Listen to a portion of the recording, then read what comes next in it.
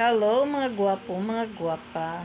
Salamat Panginoon at syempre sa aking Holy Spirit at sa Panginoon. Nandito. Balik na naman. Kasuotan ko kasi favorite ko to Makinig na lang kayo. Makinig mga gwapo, gwapa.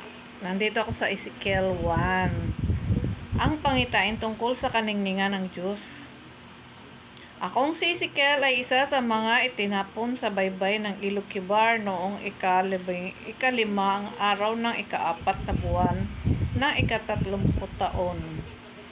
Bumukas ang langit at nakita ko ang kaningningan ng Diyos ikalimang araw na noon ng ikaapat na buwan ng ika-5 taon ng pagkatapon kay Haring Joaquin.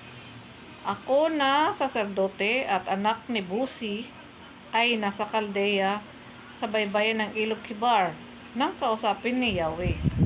Nang ako'y tumingala, naramdaman ko ang malakas na hangin nagmumula sa hilaga at nakita ko ang makapal na ulap na naliligid ng liwanag tuwing kikidlat. May isang bagay na kumikislap, parang makinang natanso at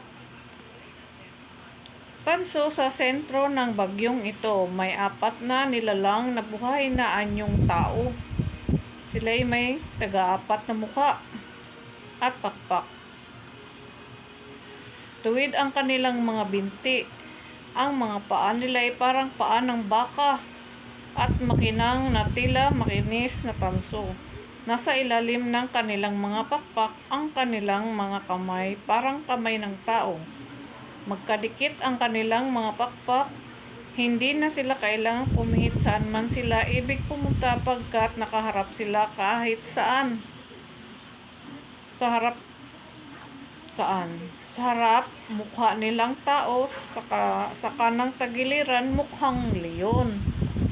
Sa kaliwa naman ay mukha silang baka at mukhang agila sa likuran. Ang tigilawan nilang pakpak ay nakabukang pataas at nagkaabot ang dulo. Ang tiglawan naman ay nakatakip sa kanilang katawan. Hindi na nga sila kailangang pumihit saan nila ibig pumunta pagkat nakaharap sila kahit saan.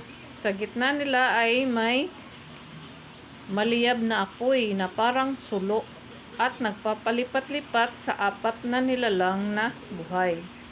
Maningning ang liwanag niyon at pinagmumulan ng kidlat. Ang 4 na nilalang ay paritong simbilis ng kidlat. Nang tingnan ko uli ang 4 na nilalang, may nakitang akong tig-isang gulong sa tabi nila. Ang mga ito ay kumikislap na parang topasyong.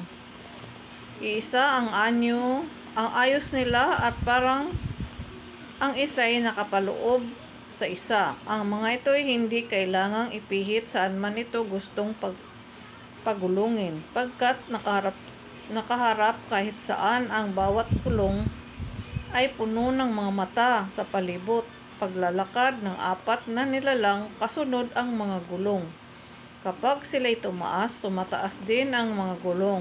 Saan man gumawi ang 4 na nilalang, ay kasunod ang 4 na gulong. Pagkat ang 4 na nilalang ang nagpapagalaw sa 4 na gulong. Kaya paglakad ng 4 na nilalang, lakad din ang mga